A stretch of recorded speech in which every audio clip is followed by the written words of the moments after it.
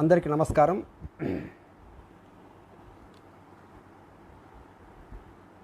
అనంతగిరి జిల్లా సాహితీ సమితి ఏర్పాటు చేస్తున్నటువంటి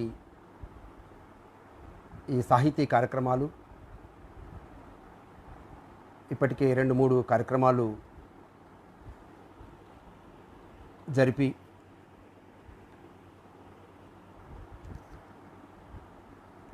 సమాజంలో ఉండేటువంటి దేశభక్తులు, జాతీయవాదులందరినీ మేల్కొల్పేటువంటి ఒక ప్రక్రియ ప్రారంభించినటువంటి సాహితీ సమితి వారికి అభినందనలు.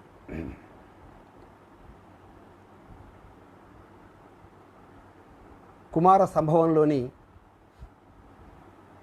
ఒక ప్రథమ సర్గ శ్లోకంతో ప్రారంభిస్తాను.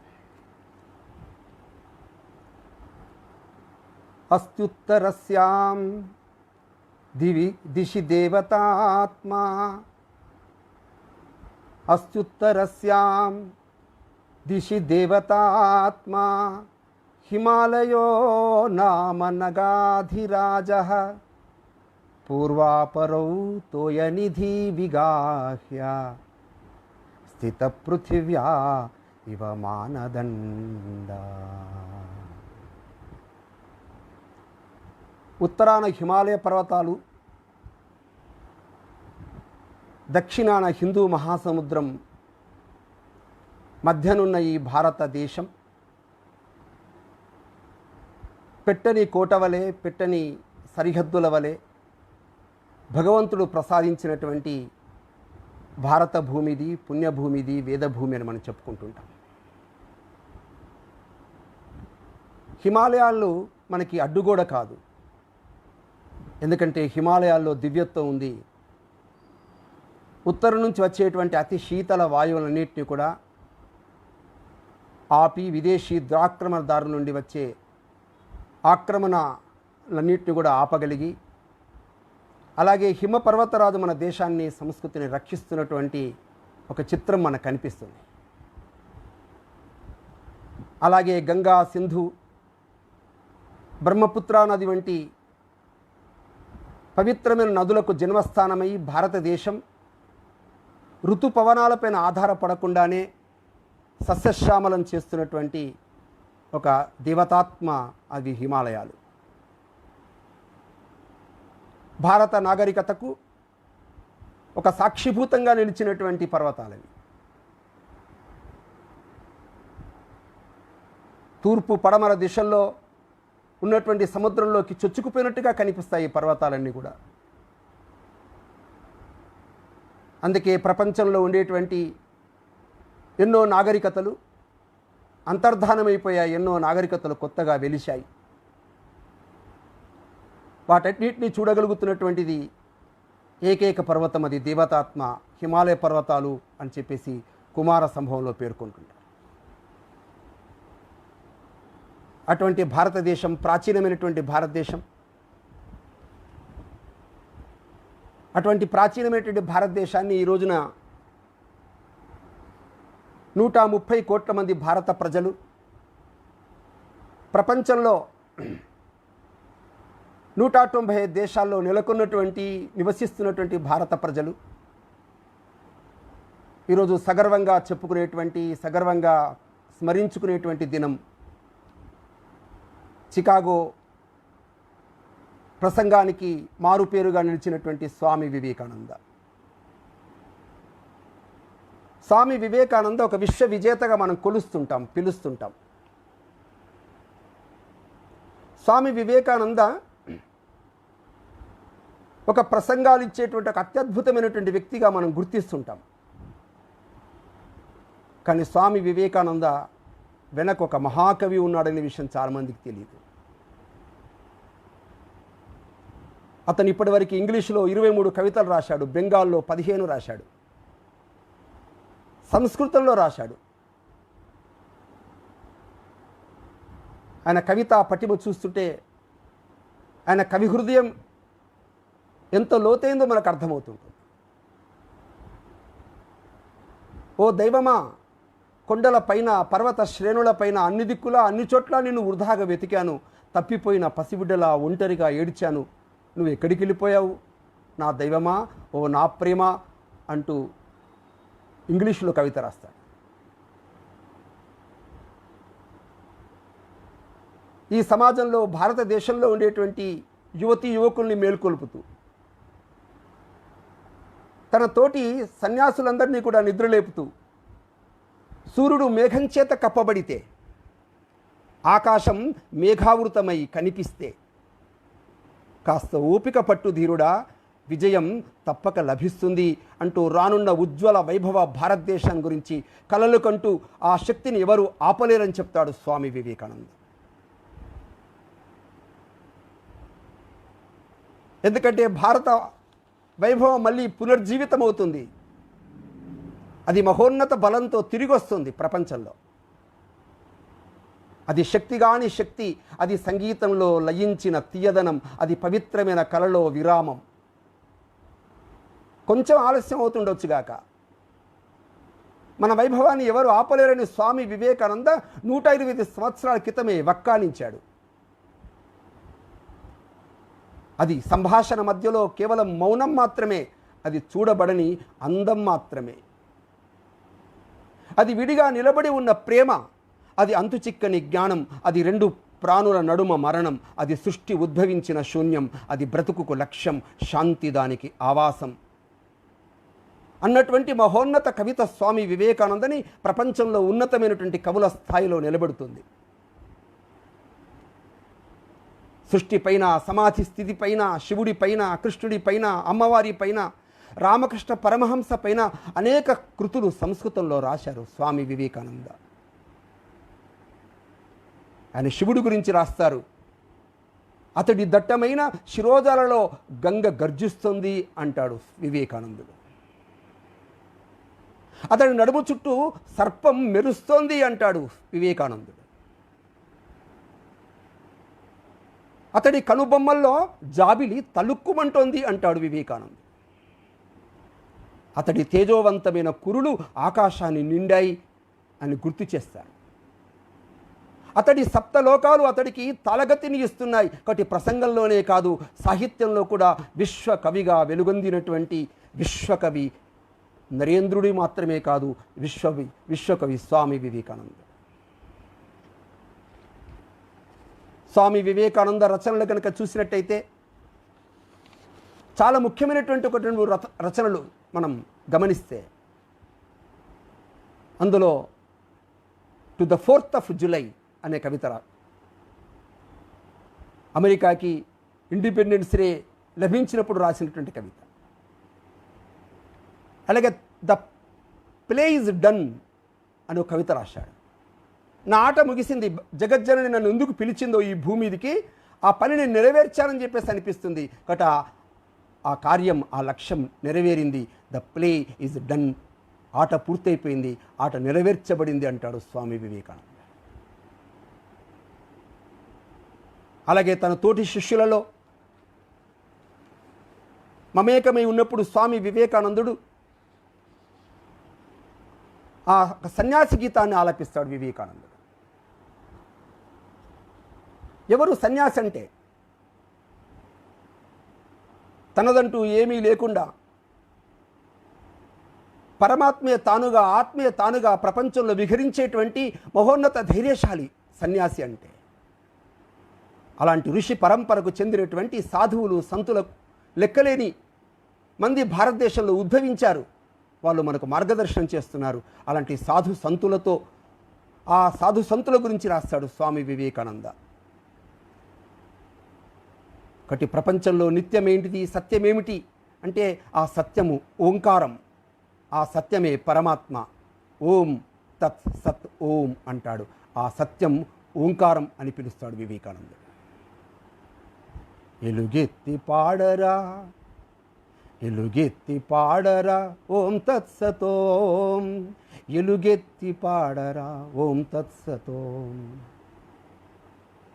స్వాతంత్ర వీరుడవు, జ్ఞాన సంపన్నుడవు, సకల జగతికి సాక్షిభూతుడవు నీవేరా.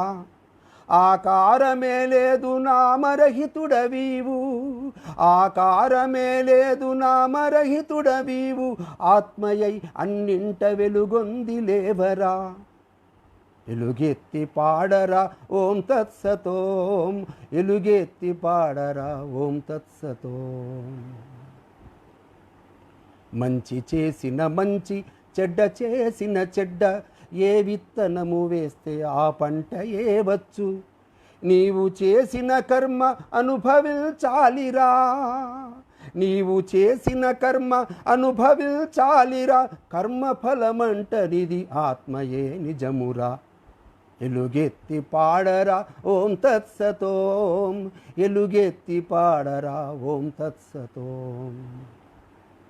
కొరివి దయ్యము చూసి కాంతి అనబోకురా, కటిక చీకటి చీల్చి కదనమెత్తర నీవు, జనన మరణము తెలిసి బ్రతుకుపై తీపేలా, జనన మరణము తెలిసి బ్రతుకుపై తీపేలా, ఆత్మ గెలిచిన నీకు అడ్డు ఇంకేముంది, ఎలుగెత్తి పాడరా ఓం తత్సతోం, ఎలుగెత్తి పాడరా ఓం తత్సతోం. వాసనలు దరిరాని కారడములందున, కోరికలు దగ్ధమౌ కొండగుట్టలయందు, అజ్ఞానమేలేని తీర్థరాజములలో, అంతటా శాంతి సందేశం, ఆత్మయే నిత్య సంతోషం, ఎలుగెత్తి పాడరా ఓం తత్సతోం, ఎలుగెత్తి పాడరా ఓం తత్సతోం.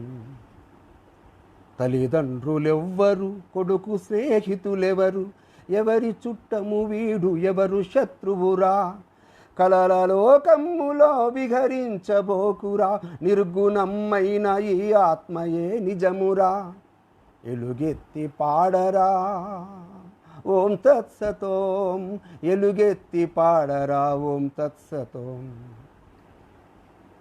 బంగారు గొలుసులే బానిసపు సంకెళ్ళు, రాగద్వేషాలు నిన్ను బంధించి వేసేరా, సంకెళ్ళు తెంచుకొని విదిలించి లేవరా, సత్య స్వేచ్ఛా గీతమాలపించగరారా, సత్య స్వేచ్ఛా గీతమాలపించగరారా, ఎలుగెత్తి పాడరా ఓం తత్సతోం, ఎలుగెత్తి పాడరా ఓం తత్సతోం, ఓం తత్సతోం. తన భావజాలంతో ప్రపంచాన్ని కుదిపివేసినటువంటి స్వామి వివేకానందుని వ్యక్తిత్వం ప్రపంచ చరిత్రని నిర్మాణం చేసిన విషయం మర్చిపోకూడదు. భారతీయ ప్రాచ్య మత వ్యవస్థల్ని, అలాగే తూర్పు పడమర దేశాల్లో ఉండేటువంటి సమాజాల్ని హేతుబద్ధంగా చైతన్యవంతంగా తన వేదాంత తర్కంతో విప్లవీకరించినటువంటి వ్యక్తి స్వామి వివేకానందుడు. అందుకే స్వామి వివేకానందుని ఉపన్యాసం వింటుంటే అందరూ ఎలక్ట్రిక్ షాక్కు గురవుతారు. విద్యుత్ తరంగాల్లా మనిషిని ప్రకంపనానికి గురి చేస్తాయి, మనందరికీ తెలుసును. ఎందుకంటే వివేకానందుని పలుకులు సంగీతం వలె, ఆయన మాటల కూర్పులు వినేవారికి లయబద్ధంగా సాగిపోయే బృందగానాల వలె అనిపిస్తుంటాయి. అందుకే వివేకానందుని మనం పుస్తకాలు చదివితే ఆ అక్షరాలు తాకితేనే విద్యుత్ ఘాతానికి మనం గురవుతుంటే, మరి 125 సంవత్సరాల క్రితం స్వామీజీ నోట వెంట జ్వలించినటువంటి ఆ పలుకులు విన్న వారిలో ఎటువంటి ప్రకంపనలు కలిగి ఉండాయో మీరు ఊహించుకోండి. కాబట్టి ఆ పదగుచ్చాలకి స్వామి వివేకానంద తన ఆత్మనే కొలిమిలో సమ్మెట దెబ్బతో తీర్చి కూర్చి వేలాది హృదయాల్లో దూసుకుని పోయేలా ప్రయోగించగల అద్భుత నైపుణ్యాన్ని ప్రదర్శించిన వ్యక్తి స్వామి వివేకానంద. అలాంటి స్వామి వివేకానందుని యొక్క అత్యద్భుతమైనటువంటి వాక్యం ఈ రోజున నవీన భారతంలో అతి గాఢంగా అందరికీ హత్తుకుని పోయేలా ప్రపంచ ప్రజలపైన ముద్ర వేసిన ప్రఖ్యాతమైనటువంటి పదం ఏమిటి? దరిద్ర నారాయణ దేవోభవ అన్నటువంటి పదం ప్రపంచంలోనే ఆయనను ఒక గొప్ప మానవతావాదిగా నిలబెట్టింది. మనిషిలో దైవాన్ని దర్శించడం ఉందే అదే నిజమైన దైవ దర్శనం అని చెప్పాడు వివేకానందుడు. ఎందుకంటే జీవరాశుల్లో శ్రేష్ఠుడు ఎవరండి? మానవుడే. అటువంటి మానవుడి యొక్క లక్ష్యం ఏమిటి? శాస్త్రీయమైనటువంటి సత్యాన్వేషణ, ప్రయోగాత్మకంగా నిర్ధారించబడినటువంటి ఆధ్యాత్మిక వాస్తవాలు, ఇవన్నీ చేయాల్సిన అవసరాన్ని వివేకానందుడు మనకిచ్చినటువంటి వారసత్వం, అదే మనకు ఆస్తి. మీకు సైన్స్ కావాలా, మతం కావాలా అని ఎవరైనా అడిగితే ఏం చెప్తారు? సైన్స్ కావాలా, మతం కావాలా అనే ప్రశ్నలు, ఆ వాదాలు అవన్నీ అబద్ధపు వివాదాలు. ఆత్మ గురించి తెలుసుకునే ఆధ్యాత్మిక మత శాస్త్రాలు, ప్రకృతిలో కనబడి భౌతికంగా తెలుసుకునేటువంటి విజ్ఞాన శాస్త్రాలు, ఇవన్నీ వేరు కాదు సుమా. వీటన్నిటినీ, భౌతిక విజ్ఞాన శాస్త్రాన్ని హైందవ చింతనతో, హైందవ ధర్మంతో, హైందవ సిద్ధాంతంతో సమన్వయపరిచినటువంటి వ్యక్తి, జనసామాన్యానికి అర్థమయ్యే రీతిలో మనిషిలోని దివ్యత్వాన్ని ప్రకటింపచేసినటువంటి వ్యక్తి స్వామి వివేకానందుడు, ఆధ్యాత్మిక విజ్ఞాన సారథి. చాలామంది సమానత్వం గురించి మాట్లాడుతున్నప్పుడు, సామాజిక న్యాయం గురించి మాట్లాడుతున్నప్పుడు ఇవేవో ప్రాపంచిక విలువలు అనుకుంటున్నారు, ఇవేదో నైతిక నియమాలు అనుకుంటున్నారు. కాదు సుమా, ప్రతి వ్యక్తిలో ఉన్నటువంటి నిబిడీకృతమైన దివ్య సూత్రాలని చెప్తాడు స్వామి వివేకానంద. మనుషులంటే ఎవరు? మానవులంటే ఎవరు? సముద్రాల్లో, నదుల్లో ప్రయాణం చేసేటువంటి పడవల, పొంగుతున్నటువంటి కెరటాలపైన లేస్తూ పడిపోతూ, అలాగే చెడు కర్మల యొక్క దయాదాక్షిణ్యాలపై అటు ఇటు ఊగిసలాడే పడవల మనుషులంటే? కాదు. వితంతువుల కన్నీళ్లు, అనాథ రోదనలు పట్టించుకోవడానికి కూడా కర్మఫల చక్రం కింద పడి ఉన్నటువంటి చిన్న పురుగుల కాదంటాడు స్వామి వివేకానంద. కాబట్టి స్వామి వివేకానంద తన ఓదార్పు వచనాలతో, ఆశల ఓదార్పులతో, ఆశలనిచ్చేటువంటి పలుకులతో ఒక వైదిక ఋషిగా ఎదగమంటాడు స్వామి వివేకానంద. అందుకే వివేకానందుడు విశ్వమత సభలో ప్రజల్ని ఉద్దేశించి ఏమని పలికాడు? అమృతపుత్రులారా అని పిలిచాడు. పాపులారా అని పిలవలే. మీరు పరమాత్మ సంతానం, మీరు పవిత్రులు, పరిపూర్ణులు అని ఎలుగెత్తి చాటి బాకా ఊదాడు స్వామి వివేకానంద. మానవతావాదిగా అవతారమెత్తి ప్రపంచాన్ని ఒక కుదుపు కుదిపాడు. ధీర వీర సన్యాసుల్ని తయారు చేసి ప్రపంచమంతా తిప్పినటువంటి మహోన్నతమైనటువంటి చక్రవర్తి, విశ్వ చక్రవర్తి స్వామి వివేకానంద. ఎవరైనా పాపులు అని అంటారో, ఆ పాపులు అనటమే మహాపాపం అంటాడు స్వామి వివేకానంద. పాపం అనటం, పాపులు అనటం అది మానవత్వం పైన మాయని మచ్చ అని గర్జిస్తాడు వివేకానందుడు. మీరు గొర్రెలు కాదు సుమా, మీరు సింహాలై విజృంభించండి అంటాడు స్వామి వివేకానంద. కాబట్టి మీరు ఆత్మలు, అమర్త్యులు, స్వేచ్ఛామయులు, మీరు దీవించబడ్డవారు, శాశ్వతులు. మీరు భౌతికమైన పదార్థాలు కాదు, శరీరాలు కాదు. కాబట్టి భవిష్యత్ భారతానికి పాలకులు మీరే అని ఆ విధంగా ఉద్భవించి దురదృష్టితో పలికినటువంటి స్వామి వివేకానంద చికాగో యొక్క ప్రసంగం యొక్క రోజు ఈ రోజున పవిత్రమైన రోజు. ఒకటి రాబోయే భవిష్యత్ భారతానికి పాలకులు ఎవరో కూడా చెప్పాడు స్వామి వివేకానంద. రైతులు, చెప్పులు కుట్టేవాళ్ళు, ఈ సమాజంలో వీధులు ఊడ్చేవాళ్ళు, భారతదేశంలో ఇటువంటి వెనుకబడిన వర్గాల ప్రజలు మనకన్నా ఈ దేశంలో ఎక్కువగా పని సామర్థ్యం కలిగి ఉన్నవారు. ఏమండి, యుగ యుగాలుగా ఒక్క ఫిర్యాదు కూడా చేయకుండా దేశ సంపద మొత్తం ఉత్పత్తి చేస్తున్నటువంటి వాళ్ళు, త్వరలో ఈ వర్గాల వాళ్ళు పై స్థానానికి చేరుకుని న్యాయంగా తమకు రావాల్సింది రాబట్టుకొని ఒక కృత నిశ్చయంతో స్వామీజీ చెప్పినటువంటి భవ్య భారతానికి పాలకులు కాబోతున్నారని మనం గమనించాల్సిన అవసరం ఉంది. అందుకే భారతదేశం మళ్ళీ గొప్ప దేశంగా రూపొందాలంటే జనసామాన్యాన్ని అలక్ష్యం, నిర్లక్ష్యం చేయవద్దని చెప్పినటువంటి వ్యక్తి స్వామి వివేకానంద. అందుకే స్వామీజీ మనల్ని ప్రశ్నిస్తున్నారు, మీరు ఎవరి పక్షాన నిలబడి ఉన్నారు? అనగదొక్కబడిన వాళ్ళ, దోచుకోబడిన, విద్యాశూన్యులైన, మూఢ విశ్వాసాలతో చిక్కుకున్న, దోపిడికి గురవుతున్నటువంటి లక్షలాది మంది వైపు మీరున్నారా? లేక కేవలం దోపిడీ సాగిస్తున్నటువంటి వాళ్ళ వైపు ఉన్నారా? ఆలోచించమని మనకి ప్రశ్నిస్తున్నాడు స్వామి వివేకానంద. ఈ దేశంలో అనగదొక్కబడిన వాళ్ళు, దోచుకోబడిన వాళ్ళు, విద్యాశూన్యులు, మూఢ విశ్వాసాలతో చిక్కుకున్న వాళ్ళు, అజ్ఞానంధరంలో మునిగి ఉన్నటువంటి వాళ్ళు, ఒక్కసారి నిద్ర లేచి ఒకే ఒక దమ్ముతో మిమ్మల్ని ఊది పారేసినప్పుడు మీరు ఎక్కడికి వెళ్తారో కొట్టుకొని పోతారు, జాగ్రత్త. అందుకే జనసామాన్యాన్ని దగ్గరగా బ్రతకమన్నాడు. ప్రజల మధ్య, ప్రజల నుండి, ప్రజలతో ఉండే ఒక సుందరమైనటువంటి హైందవ ప్రజాస్వామ్య వ్యవస్థకి ఆదర్శమైన వ్యవస్థ గురించి కలలు కన్నారు స్వామి వివేకానంద.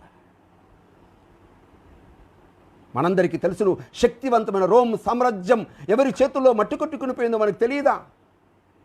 ప్రపంచంలో 1 కాదు 2 కాదు, సుమారుగా 15, 16, 17, 28 దేశాల సంస్కృతులు కాలగర్భంలో మట్టి కరుసుకుపోయాయి.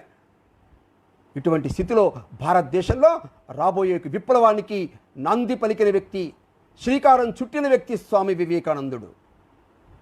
అందుకే రష్యాలో సోషలిజం రాకముందే, కమ్యూనిజం రాకముందే 20 సంవత్సరాలకు పూర్వమే భారతదేశంలో సామ్యవాద నినాదాన్ని లేవనెత్తినటువంటి వ్యక్తి స్వామి వివేకానందుడు. జవహర్లాల్ నెహ్రూ అంటాడు, కుంగిపోయి ఉన్న హిందువులకి దూకుడు కలిగించేలా స్వావలంబనని, తమ యొక్క గతంలోని మూలాలను గుర్తు తెచ్చిన వ్యక్తి వివేకానందుడు. అండి, వివేకానందుడు లేకపోయి ఉంటే ఏం జరిగేది? వివేకానందుడు లేకపోతే మనం మన మతాన్ని కోల్పోయే వాళ్ళం, స్వాతంత్రాన్ని కూడా పొందేవాళ్ళం కాదంటాడు రాజగోపాలాచారి. ఆధునికమైనటువంటి జాతీయవాదం అయితే ఉద్యమం నడుస్తుందో ఆ ఉద్యమానికి ఆధ్యాత్మికమైనటువంటి జనకుడు ఎవరు? స్వామి వివేకానంద అని చెప్తాడు నేతాజీ సుభాష్ చంద్రబోస్. స్వామి వివేకానంద రాజకీయాల్లో లేరు, కానీ ఆధునిక భారతదేశాన్ని తీర్చిదిద్దడంలో ప్రధానమైనటువంటి పాత్ర పోషించారని చెప్తాడు వికేవిఆర్ అనేటువంటి శాస్త్రవేత్త. రాజకీయ స్వాతంత్రం కొరకు పోరాడేందుకు, సామాజిక పరివర్తన తెచ్చేందుకు, మానవతా సమాజాన్ని స్థాపించేందుకు స్ఫూర్తినిచ్చినటువంటి వ్యక్తి స్వామి వివేకానంద. స్వామి వివేకానందుని ప్రసంగం తర్వాత, స్వామి వివేకానందుని భారత పర్యటన తర్వాత తిరువాన్కూర్ అనేటువంటి దేవాలయంలో, దక్షిణ భారతదేశంలో ఉండేటువంటి తిరువాన్కూర్ దేవాలయంలో అన్ని వర్గాలకి ప్రవేశం కల్పించేటువంటి ఒక ప్రకటన నెలకొల్పబడింది. ఆ దేవాలయం యొక్క రాజ్యాంగంలో రాయబడింది. 26వ సూత్రం ప్రకారం అక్కడ అందరికీ, అన్ని వర్గాలకి ప్రవేశం కల్పించారు. ఆ ప్రభావంతోనే 1949లో భారత రాజ్యాంగం ఆమోదించబడింది. 1950 భారత రాజ్యాంగంలో విస్తృత సామాజిక మార్పులకి ఆమోదం స్ఫూర్తిగా మనకు తిరువాన్కూర్ యొక్క దేవాలయం యొక్క స్థితి మనకు కనిపిస్తుంది. ప్రపంచంలో చాలామంది గొప్ప వ్యక్తులు ఉంటారు. కొందరు వ్యక్తులు ప్రసంగాలు చేస్తారు, కొందరు వ్యక్తులు పాటలు పాడతారు, కొందరు వ్యక్తులు రచనలు చేస్తారు, కొందరు గొప్ప వ్యక్తులు ప్రపంచాన్ని కుదిపివేస్తారు, మరికొందరు వ్యక్తులు ప్రపంచాన్ని రూపుదిద్దుతారు. కాబట్టి స్వామి వివేకానంద ప్రపంచాన్ని కుదిపాడు, రూపొందించాడు. భారతీయ కమ్యూనిస్టు మేధావి దామోదరన్ అంటాడు, ఇండియన్ థాట్ అనేటువంటి ఒక పాండితీ గ్రంథంలో రాస్తాడు. ఏమిటది? భారతదేశంలో సామ్యవాద నినాదాన్ని ఎత్తి నవతరానికి స్ఫూర్తిదాయకంగా నిలిచినటువంటి వ్యక్తి స్వామి వివేకానంద. స్వామి వివేకానందుడి గురించి కేవలం హిందువులు మాత్రమే కాదు, ప్రపంచంలో అందరూ పరిశోధనలు ప్రారంభించారు, అధ్యయనం చేయడం ప్రారంభించారు. కమ్యూనిస్టు దేశాలైన రష్యా, చైనాలు కూడా ఈరోజు మెచ్చుకోవడం ప్రారంభించాయి. వారి 120వ జయంతిని అధికార స్థాయిలో నిర్వహించాయంటే మీరు ఆలోచించండి. రష్యా ప్రసిద్ధ రచయిత, ఆయన పేరు చెలిషెట్ అని అంటాడు, వివేకానందుడి రచనలు చదివిన తర్వాత సోవియట్ ప్రజలు ఈ దేశానికి రుణపడి ఉన్నారు. మానవతావాదిగా, ఒక ప్రజాస్వామికుడిగా, తన ప్రజలకు మెరుగైనటువంటి భవిష్యత్తును ఇచ్చేటువంటి వ్యక్తిగా, పోరాటం చేసిన వ్యక్తిగా, ఆ మహనీయుడి పట్ల, అతని స్మృతికో అపార గౌరవం మాకుంది అతని పట్ల అని చెప్పేసి అని అంట. చైనా దేశపు చరిత్రకారుడు ప్రొఫెసర్ జిన్ చువాన్ అంటాడు, ఈ రోజున ఆధునిక చైనాలో వివేకానందుడు ఒక అత్యంత ప్రఖ్యాతుడైన వేదాంతి. ఎందుకంటే ఆయన మా చైనా ఘనమైన సంస్కృతిని, ప్రాచీన సంస్కృతిని గొప్పగా స్తుతించాడు. కాబట్టి మా చైనా ప్రజల్ని ప్రేమించినటువంటి వ్యక్తిగా స్వామి వివేకానంద మనకు కనిపిస్తాడు. అందుకే ఆయనకు మేము సగౌరవంగా అంజలి ఘటిస్తున్నాం అంటూ తన చైనీస్ భాషలో ఆధునిక భారత వేదాంతిగా వివేకానంద స్వామి అనే పుస్తకం రాస్తాడు ఈ జిన్ చువాన్. ఒకటి స్వామి వివేకానంద ఎటువంటి మానవతావాదాన్ని చెప్పాడు? నిస్సారమైన క్రైస్తవ మానవతావాదం కంటే వివేకానందుడు బోధించిన మానవతావాదం ప్రపంచంలోనే మానవ సంబంధాల్ని, సామాజిక సంబంధాల్ని నిలిపి న్యాయమైన సామాజిక వ్యవస్థలకు ఉపయోగపడేటువంటి అవసరాలను తీర్చగలిగేటువంటి ఒక వ్యవస్థకి నాంది పలికిన వ్యక్తి, భౌతికవాద పునాదులన్నీ కుప్పకూలిపోయి ప్రపంచంలోనే హైందవుల్లో ఉండేటువంటి ప్రజాస్వామ్యవాద యొక్క వ్యవస్థల్ని నెలకొనేటువంటి పద్ధతిలో స్వామి వివేకానంద నెలకొల్పాడు.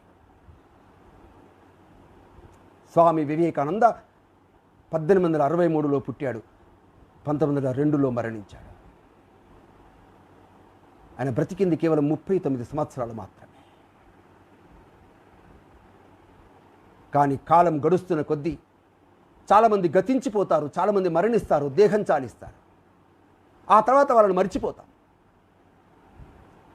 కానీ 100 సంవత్సరాలు దాటిన తర్వాత కూడా, దశాబ్దాలు మాత్రమే కాదు శతాబ్దాల తర్వాత కూడా లోకానికి ఎవరి అవసరమైనా ఉంటే అది స్వామి వివేకానందుని అవసరం వేళ ప్రపంచానికి ఉంది. వివేకానందుని కాలంలో బ్రిటిష్ వారు ఈ దేశంలో పరిపాలన చేస్తున్నారు.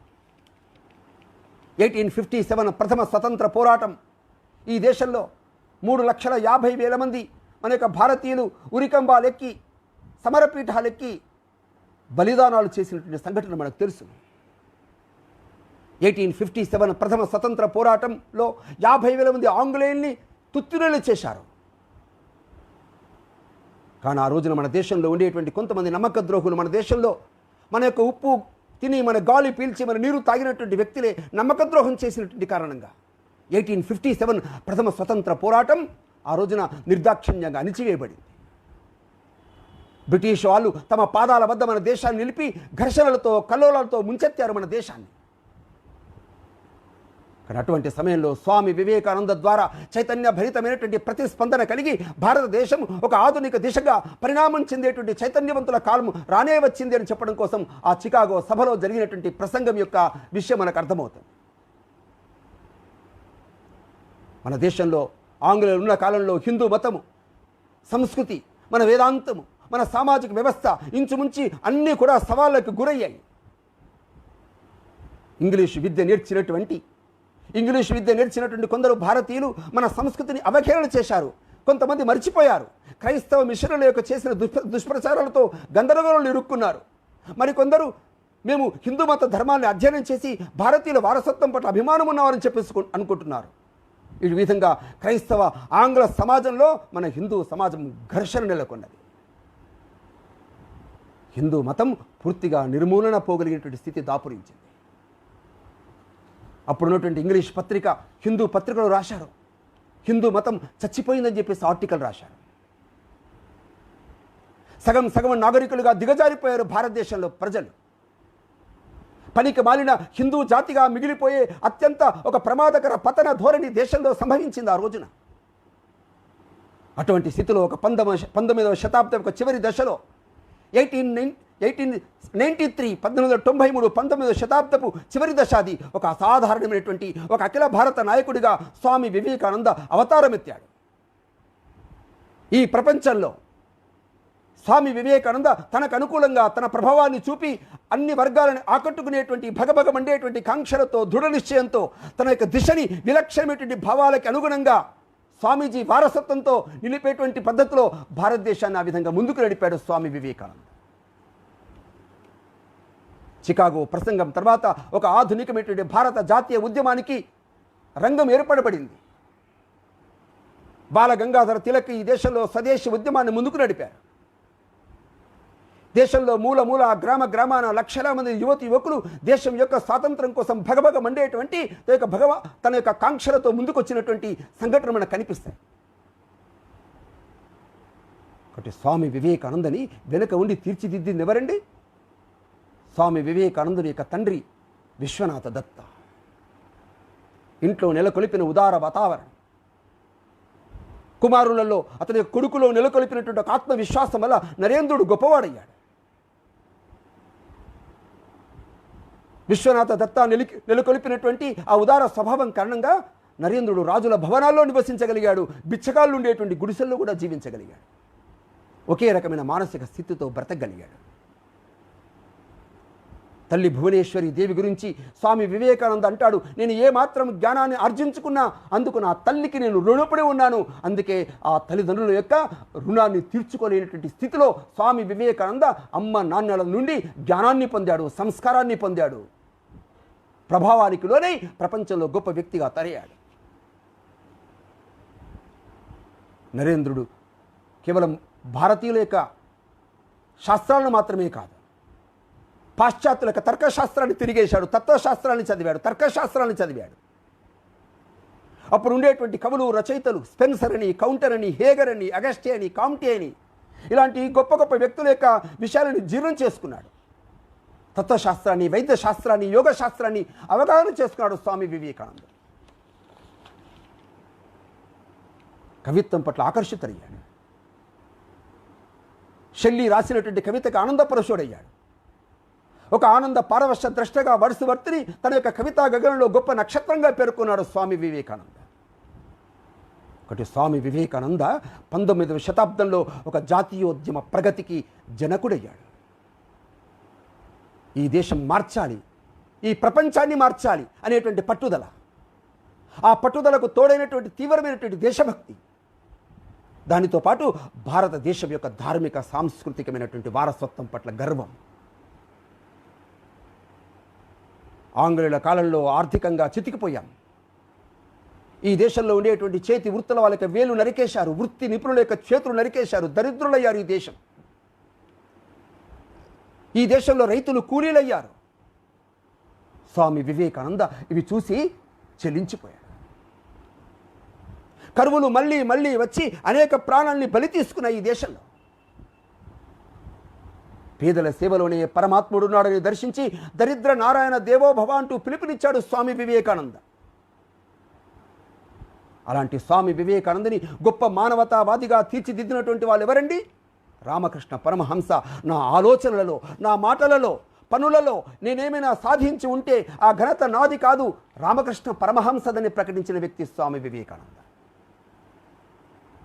రామకృష్ణ పరమహంస వద్ద 5 ఏళ్లే శిష్యరికం చేశాడు వివేకానందుడు. సంస్కృతం నేర్చాడు.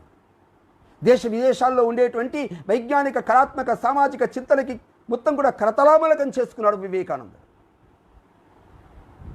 స్వామి వివేకానంద రామకృష్ణ పరమహంస ఏమండి, వీళ్ళు పొడుగ్గా పెరిగి నీడనిచ్చేటువంటి చెట్ల వంటి వాళ్ళండి.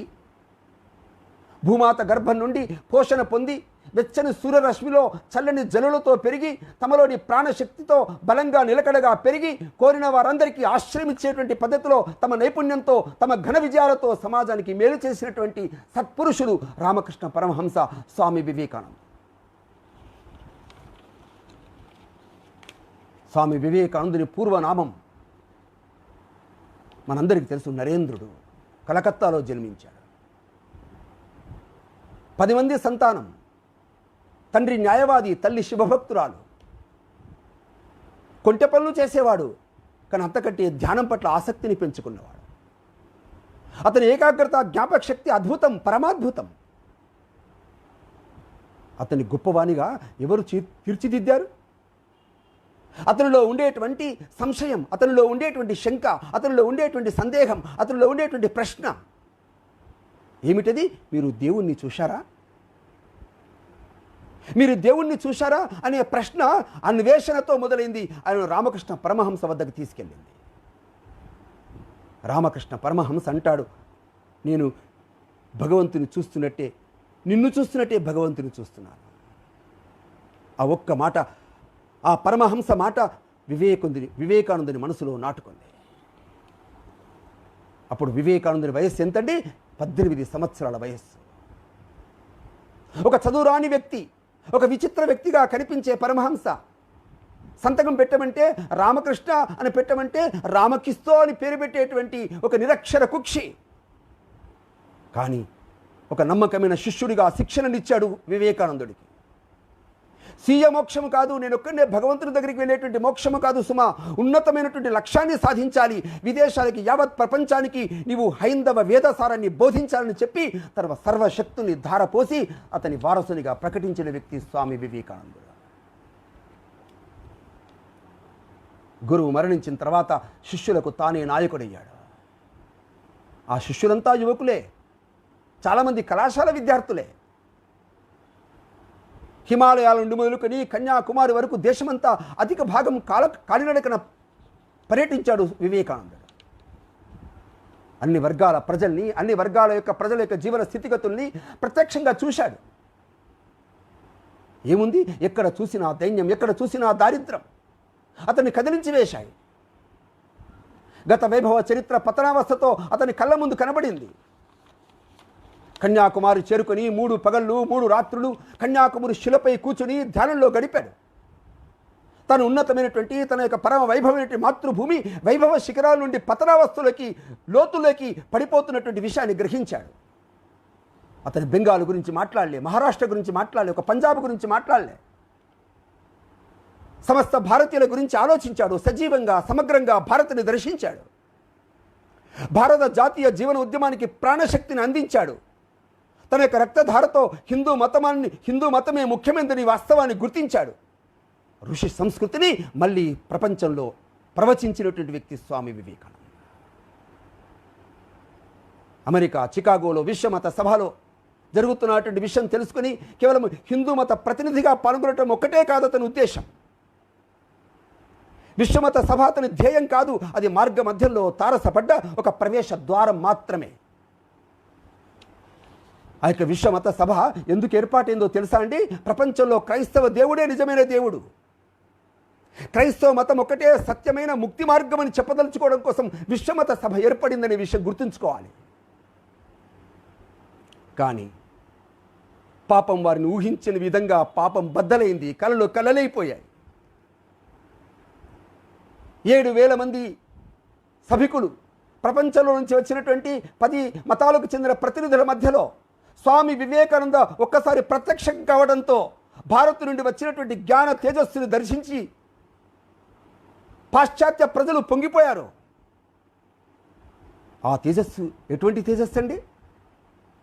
ప్రపంచంలో ఉండేటువంటి అన్ని మతాల్ని సమన్వయం చేయగలిగేటువంటి తేజస్సు. ఆధిపత్యం కోసం కాదు సుమాని, ఆ విధంగా ప్రపంచానికి చాటి చెప్పడం కోసం విశ్వమత సభను ఉపయోగించుకున్నాడు స్వామి వివేకానంద. అమెరికా సోదర సోదరి మనులారా అనేటువంటి ప్రసంగం ఉందే, అది ప్రపంచంలో ఒక విశ్వ వసుధైక కుటుంబానికి అంకురార్పణ చేసినటువంటి విధంగా ఉంది. భారతదేశం అంటే సంకుచితమైనటువంటిది కాదు అని ప్రపంచానికి చాటి చెప్పాడు. చికాగో ప్రసంగం తర్వాత ఏం జరిగిందో తెలిసినా స్వామి వివేకానంద చెప్పాడు, తన భారతీయ అభిమానులకు ఉత్తరం రాశాడు. ఈరోజు నాకు ప్రసంగం తర్వాత ఇప్పుడు నా కోసం తెరుచుకుని ద్వారం లేదు, ద్వారాలు తెరుచుకోబడ్డాయి. స్వామి వివేకానంద 1893 సెప్టెంబర్ 11 కంటే ముందు 2-3 నెలల పాటు అమెరికాలో తిరుగుతున్నప్పుడు, ఇంగ్లాండ్లో తిరుగుతున్నప్పుడు ఏ ద్వారం తెరుచుకోబడలే. ఇండియన్ బెగ్గర్, ఒక భారతీయ భిక్షగాడిగా చూశారు. కానీ స్వామి వివేకానంద చికాగో ప్రసంగం తర్వాత ఇప్పుడు నా కోసం తెరుచుకుని ద్వారం లేదు, ఈ రోజున మా ఇంటికి రండి, మీ యొక్క కాళ్ళు మీ పాదాలు మా ఇంట్లో పెడితే పావనమవుతున్నాయని చెప్పేసి ఆ విధంగా అందరూ పిలవడం ప్రారంభమైంది. ఆ విధంగా 4 సంవత్సరాల తర్వాత స్వామీజీ భారత్ను చూడాలన్న తపనతో, తీవ్రమైన కోరికతో భారతదేశానికి తిరిగి వచ్చాడు. ఏమండి, 4 సంవత్సరాలు అతను అమెరికాలో తిరుగుతున్నప్పుడు, పాశ్చాత్య దేశాలు తిరుగుతున్నప్పుడు అతని మనసులో ఉన్నటువంటి ఒకే ఒక ఆలోచన, అది భారతదేశం. ఎందుకంటే భారతదేశం అంటే నాకు ప్రేమ. అమెరికా ఇంగ్లాండ్ చూసిన తర్వాత, అమెరికా ఇంగ్లాండ్లో వినోదాలు చూసిన తర్వాత, విలాసాలు చూసిన తర్వాత, అక్కడి ప్రజల యొక్క ధనిక సామ్యం చూసిన తర్వాత భారతదేశపు ధూళి కూడా నాకు పరమ పవిత్రం, అది నా పుణ్యతీర్థమని భావించినటువంటి వ్యక్తి స్వామి వివేకానంద. 1897 జనవరి 5వ తేదీ కొలంబోలో దిగగానే వేలాది మంది యువకులు గుంపులుగా వస్తుంటే భారతదేశంలో వాళ్ళలో అంకిత భావం కోరుకున్నాడు, త్యాగశీలతను కోరుకున్నాడు.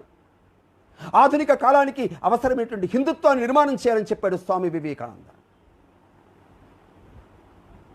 రామకృష్ణ మఠంలో ఉండేటువంటి శిష్యులకు ఒక నూతన లక్ష్యాన్ని బోధించాడు. నిన్నటి వరకు మీరు స్వీయ మోక్షాన్ని కోరుకున్నాడు, భగవంతుని చూడాలని మాత్రమే మీకు ఉండేది. కానీ ఈ రోజున దైవాన్వేషణ కేవలము భగవంతుల్లో చూడడం మాత్రమే కాదు, ఆ భగవంతుడు అంతటా ఉన్నాడు. ఒకటి మానవాళికి సేవ చేయటమే పరమేశ్వరుని పూజించినట్లుగా ఉద్బోధించాడు. 1904 జూలై 4వ తేదీన బేలూరు మఠంలో ప్రశాంతంగా దేహం చాలించే నాటికి వారి వయస్సు ఎంతండి? 39 సంవత్సరాల వయసు. వివేకానందుడు ఏం చేశాడు? వివేకానందుడు ఈ భూమిలో పుట్టి ఏం చేశాడు? ఒక మానవ దేహం ఈ భూమి మీద పుట్టి ఏం చేసింది అని ఎవరైనా అడిగితే ఏం చెప్పాలి? వివేకానందుడే చెప్పాడు తన మిత్రులకి. వివేకానందుడు ఏమి చేశాడు అన్న విషయం కనుక ఎవరైనా అడిగితే ఆ విషయం తెలుసుకోవడానికి మరొక వివేకానందుడు ఉంటేనే తెలుసుకోగలుగుతాం. అయినా కాలక్రమంలో ఇంకా ఎందరు వివేకానందులు జన్మించాల్సి ఉందో అంటూ తన మిత్రులతో అంటుంటాడు. అందుకే స్వామి వివేకానంద ఏమండి సిద్ధాంతం చెప్పలే, తత్వం మాత్రమే చెప్పలే. ప్రపంచాన్ని మార్చడం కోసం ప్రయత్నం చేశాడు. సోషలిజం పుట్టకముందే, మార్క్సిజాలు పుట్టకముందే, విప్లవాలు రాకముందే ప్రపంచాన్ని మార్చేటువంటి ఒక వ్యక్తిత్వాలు రూపుదాల్చినటువంటివి ఏమైనా ఉంటే, అవతారాలు దాల్చినటువంటి ఏమైనా ఉంటే, అవతారం పొందినటువంటి వ్యక్తులు, సాధు సంతులు ఎక్కడైనా ఉంటే, ఇచ్ఛాశక్తితో లక్ష్యానికి, కృషికి అనుసంధించి ప్రపంచంలో ఒక గొప్ప మార్పును కోరేటువంటి వ్యక్తులు ఎక్కడైనా పుట్టి ఉంటే అది నా భారతదేశం అని చెప్పాడు స్వామి వివేకానంద. అండి, ప్రపంచ పరివర్తన ఒకసారి చేస్తే వస్తుందా? ప్రపంచ పరివర్తన ఒక్కసారి సాధించిపోతే అయిపోతుందా? కానీ పరివర్తన నిలిచిపోయేది కాదు సుమా, అది నిరంతరం జరగాలి. నిరంతరం యొక్క ఆవశ్యకతను చెప్పాడు స్వామి వివేకానందుడు. అందుకే ప్రపంచాన్ని మార్చే వాళ్ళు ఒకరి తర్వాత ఒకరు పుట్టి ఉంటే, రంగప్రవేశం చేసి ఉంటే అది నా భారతదేశంలో పుట్టారు స్వామి వివేకానంద చెప్పాడు. ఈ దేశంలో పుట్టిన సాధువులు, సంతులు, ఈ దేశంలో పుట్టిన నువ్వు, నేను, మనందరికి కూడా ఒక జీవిత లక్ష్యం ఉంది. అది నిర్దిష్టమై ఉంది, స్పష్టమై ఉంది అంటాడు స్వామి వివేకానంద. మనం ఈ ప్రపంచాన్ని నాశనం చేయడానికి రాలేదండి, ప్రపంచంలో ఏదైనా సాధించడం కోసం వచ్చాం, నెరవేర్చడం కోసం వచ్చాం అంటాడు స్వామి వివేకానంద. కానీ చాలామందికి స్వామి వివేకానందుడు కానీ, అంతకంటే ముందున్నటువంటి మహర్షులు కానీ, సాధు సంతులు కానీ వాళ్ళ హృదయాల లోపలికి వెళ్ళి వాళ్ళ అనంతమైన ప్రేమ శక్తిని అర్థం చేసుకొని మూర్ఖులు చాలామంది కనిపిస్తారు ఈ రోజున మనకి. ఏకం సత్ విప్రాహ బహుధా వదంతి అంటుంది మన యొక్క శాస్త్రం. సత్యం ఒక్కటే, ఆ సత్యాన్ని వివిధ మార్గాల్లో చెప్పారు అంటారు మన యొక్క పూర్వీకులు. అందుకే విశ్వం పుట్టుక గురించి, వేదాంతం గురించి, సాంఖ్యశాస్త్రం గురించి ఇవన్నీ మనం ఆలోచిస్తున్నప్పుడు అంతర్గతంగా ఉన్న దైవీ శక్తితో ఈ ప్రకృతి నడుస్తుంది అని చెప్పారు స్వామి వివేకానందుడు. మరి సమాజంలో ఘర్షణలు ఉండవా? కొట్లాటలు ఉండవా? శాంతి అశాంతులు ఉండవా? స్వామి వివేకానంద అంటాడు సమాజంలో ఘర్షణలు ఉండి తీరుతాయి. కానీ ఈ రోజున సమాజంలో ఉండేటువంటి కొన్ని దుష్ట శక్తులు ఈ ఘర్షణను ఎక్కువ చేయడం కోసం ప్రయత్నం చేస్తున్నాయి. ఈ ఘర్షణను తొలగించాల్సినటువంటి అవసరాన్ని గుర్తించకుండా వీటిని మళ్ళీ పెంచడం కోసం ప్రయత్నం చేస్తున్నాయి. కాబట్టి స్వామి వివేకానంద అంటాడు ఈ యుద్ధాలు, ఈ పోరాటాలు, ఈ ఘర్షణలు, ఈ కొట్లాటలు, ఈ కలహాలు చేస్తూ పోతూ ఉంటే 50 ఏళ్ళు వెనక్కిపోతాం మనమంతా. అందుకే మానవ జాతి ప్రగతి చెందాలంటే విద్వేషాలు పక్కన పెట్టండి, పరస్పర సహకారం, ఐకమత్యమనే సాధ్యమని చెప్పాడు చికాగో సభలో స్వామి వివేకానంద. ఆకలి కొన్న జీవికి ఏ మతము ఉండదండి అని గురువు వద్ద నేర్చుకున్నాడు. విస్తారమైన సంపద కలిగి భోగపరాయణతో జీవించేటువంటి కొద్ది వ్యక్తులు సమాజంలో కనిపిస్తారు. అలాగే కటిక దరిద్రం ఉండి కూడా ఆ విధంగా ఆర్థిక భద్రత లేనటువంటి వ్యక్తులు కనిపిస్తారు. అందుకే ఆధ్యాత్మిక వికాసం కలగాలంటే ఆకలి ఉన్న జీవిలో కూడా మనము భగవంతుని చూడాలి, అన్నం పెట్టాలంటాడు స్వామి వివేకానంద. దేశభక్తి కలిగినటువంటి ఒక స్వాతంత్ర యోధుడిగా మాత్రమే కాదు, జన సామాన్యుల మధ్యలో వాళ్ళ యొక్క ఉద్ధరణ కోసం పాటుపడినటువంటి వ్యక్తిగా, ఒక అపారమైనటువంటి నాయకుడిగా, ఆ విధంగా జ్ఞాన సంపద కలిగిన వ్యక్తిగా స్వామి వివేకానంద కనిపిస్తాడు.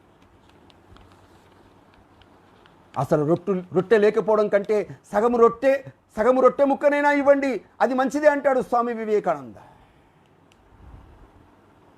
ఈ మానవ జాతి ఎదుర్కొంటున్నటువంటి ఈ సంక్లిష్టమైన సమస్యలకి ఏదైనా మంత్రం ఉందా? ఏదైనా అడ్డదారి ఉందా? ఏదైనా సులువైన పరిష్కారం ఉందా? లేదంటాడు స్వామి వివేకానంద. జ్ఞానమే శక్తిగా భావించి త్యాగశీలతతో సమాజ సంక్షేమాన్ని, సామరస్యాన్ని పెంపొందించేటువంటి, ఆ విధంగా ప్రపంచాన్ని పాలించేటువంటి వ్యక్తులు కావాలి సమాజానికి. ఒకప్పుడు ఈ దేశం, ఒకప్పుడు ఈ ప్రపంచం జ్ఞానంతో పరిపాలించబడింది, త్యాగశీలతతో పరిపాలించబడింది, సమాజ సంక్షేమంతో పరిపాలించబడింది. ఆ తర్వాత జ్ఞానము నశించింది, నాణ్యత దిగజారింది. ఆ తర్వాత క్షాత్రబలం ఈ దేశాన్ని, ఈ ప్రపంచాన్ని పరిపాలించింది. తర్వాత రాజులు అధికారంలోకి వచ్చారు, పట్టణ నాగరికతను వృద్ధి చేశారు, కళల్ని శాస్త్రాన్ని పెంపొందించారు. ఆ తర్వాత వాళ్ళు స్వార్థపరులైపోయారు. ఆ తర్వాత ఈస్ట్ ఇండియా కంపెనీ పేరుతో వ్యాపారం కనిపించింది ప్రపంచ మధ్యలో. అందుకే వ్యాపార వర్గం ఈ సమాజాన్ని ఆధిపత్యం చేసింది. ఈ విధంగా ఇవన్నీ 3 శ్రేణులు ప్రజా సమూహాన్ని పట్టించుకొని సమయంలో ఈ దేశంలో విప్లవాలు వచ్చాయి, గుర్తుపెట్టుకోండి. అందుకే 4వ శ్రేణి వరండి జన సామాన్యంలో నుంచి వెనుకబడిన వర్గాల ప్రజలు సంఘటితమై అధికారంలోకి రాక తప్పదు. ప్రపంచమంతా ఈ మార్పు సంభవిస్తోంది. అందుకే ఈ 4 శ్రేణుల్లో ఉండే దోషాన్ని నిర్మూలించి ఒక ఆదర్శమైన శ్రేయోరాజ్యాన్ని కోరుకున్నాడు స్వామి వివేకానందుడు. మనుషులకు ఆహారం ఇవ్వాలి, మనుషుల యొక్క జీవన స్థాయిని పెంచాలి. కానీ మతం మత్తుమందు అంటున్నారే, అబద్ధం సుమ. మతం మత్తుమందు కాదు. మనుషుల ఆహారం కోసం, మనుషుల జీవన స్థాయిని పెంచడం కోసం మతాన్ని బలిపెట్టొద్దంటాడు వివేకానందుడు. మనుషుల యొక్క మనసుల్లో సామాజిక ఆధ్యాత్మికమైనటువంటి ప్రగతుల కోసం పాటుపడమంటాడు. మనిషి అవసరాలు తీర్చాల్సిందే, కానీ మనిషి యొక్క మనస్సును గుర్తించాల్సిందే అంటాడు వివేకానందుడు.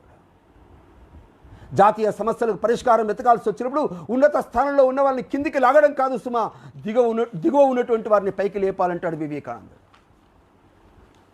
అందుకే పరమాత్మగా చుట్టూతో ఉండేటువంటి అన్ని జీవరాశుల్లో ఒకటిగా నువ్వు ఉన్నావు. ప్రతి ఆత్మని భావించు, ప్రేమించు. దేశం వస్తే దేశం లభిస్తుంది, ప్రేమ వస్తే ప్రేమ లభిస్తుంది అంటాడు వివేకానందుడు. ఏమండి, ప్రపంచంలో ఎన్నో దేశాలు పుట్టాయి, ఎన్నో దేశాలు అంతరించాయి.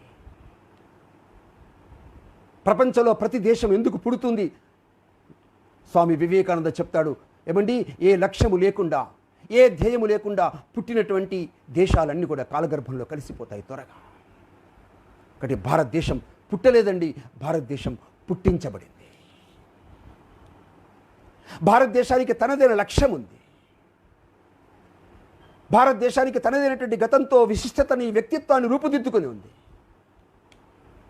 ఆ వ్యక్తిత్వమే ప్రాణశక్తిగా, జాతీయ జీవనానికి పునాదిగా, వెన్నెముకగా, ఆధారశిలగా నిలబడి ఉంది.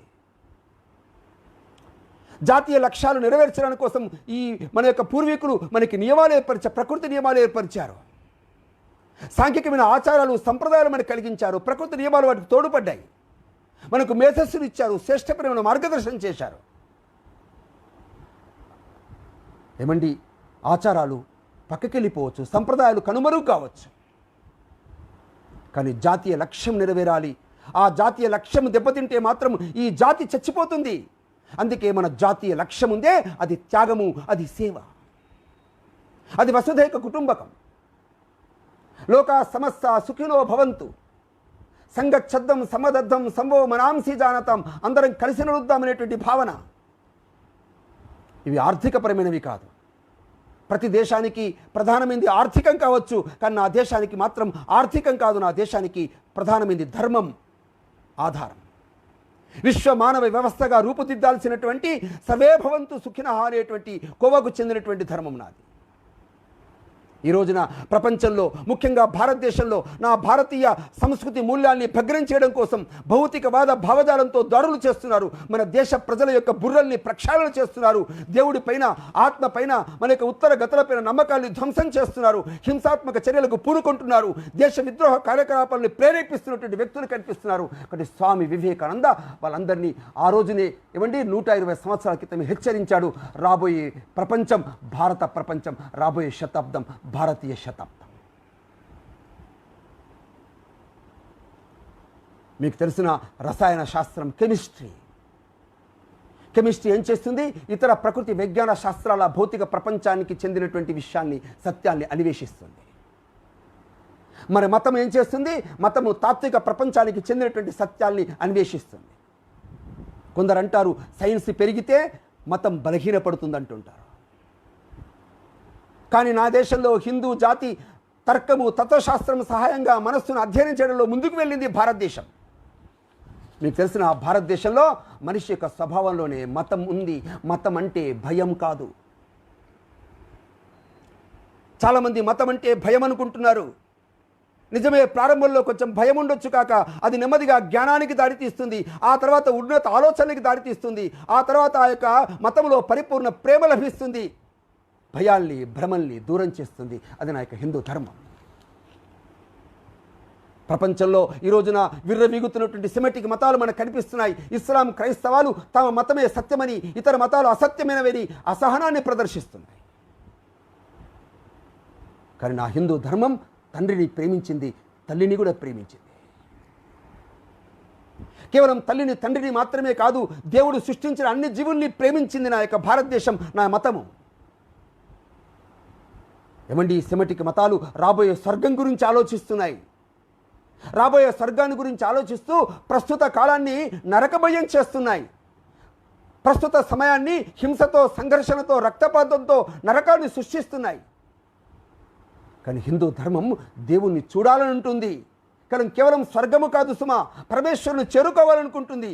అంతే కాదు, ఈ దేశంలో 83 లక్షల జీవరాశుల్ని ప్రేమించమంటుంది. సెమెటిక్ మతాలు సైన్స్ను వ్యతిరేకిస్తున్నాయి. ఏమండి, మహోన్నతులైనటువంటి సైంటిస్టులని గుడ్డి కౌర్యంతో వేధించి హింసించింది. మనందరికీ తెలుసు, ప్రపంచంలో గెలీలియో, ప్రపంచంలో కోపర్నికస్, బ్రూనో, కెప్లర్, వాళ్ళందరినీ గుంజల కట్టి మంట పెట్టి కాల్చేసింది ఆ సెమెటిక్ మతాలు. కానీ భారతదేశం మాత్రం, నా దేశంలో సైన్స్, మతము రెండు కలిసి సహజీవనం చేశాయి. ఈ దేశంలో సమస్త భౌతికమైనటువంటి విజ్ఞాన శాస్త్రాల యొక్క సూత్రాలన్నీ కూడా నా మత గ్రంథాలైన వేదాల్లో చూసింది ఈ దేశం. ఋగ్వేదంలో ఆయుర్వేదం ఉంది, అది వైద్యశాస్త్రమే. యజుర్వేదంలో ధనుర్వేదం ఉంది, అది విలువిద్యనే, శస్త్రవిద్యనే. సామవేదంలో స్థాపత్య వేదం ఉంది. భవన నిర్మాణంలో, ఇంజనీరింగ్లో గణిత శాస్త్రం, ఇవన్నీ నా వేదాల్లో కనిపిస్తాయి. ఒకటి హిందూ మతం ఒక సమగ్రమైనటువంటి మత వ్యవస్థగా ప్రపంచం ఈ రోజును గుర్తిస్తుంది. నా దేశంలో జ్ఞానయోగం, కర్మయోగం, రాజయోగం, భక్తి యోగం, అందరికీ అవకాశాలు ఇచ్చేటువంటి ఒక సమాన వ్యవస్థకి, సమానమైనటువంటి వ్యక్తుల యొక్క అవసరాలను తీర్చేటువంటి ఒక స్థితికి, ఉన్నతమైన స్థితికి ఎదిగినటువంటి దేశం భారతదేశం. ఒకటి హిందూ మతానికి బలం భయం కాదు సుమా, హిందూ మతానికి బలం నా ప్రేమ, హిందూ మతానికి బలం జ్ఞాన పిపాస, హిందూ మతానికి బలం భయరహితమైనటువంటి సత్యాన్వేషణ, హిందూ మతానికి బలం ఆనందం, అమృతతత్వం, హిందూ మతానికి బలం అసహనము లేని, మూర్ఖభక్తి లేని, సత్యానికి ఒకటి కన్నా ఎక్కువ మార్గాలున్నాయని చెప్పే ఏకం సత్ విప్రాహ బహుదా వదంతి సూత్రాలు నా హిందూ మతానికి బలం లాంటివి.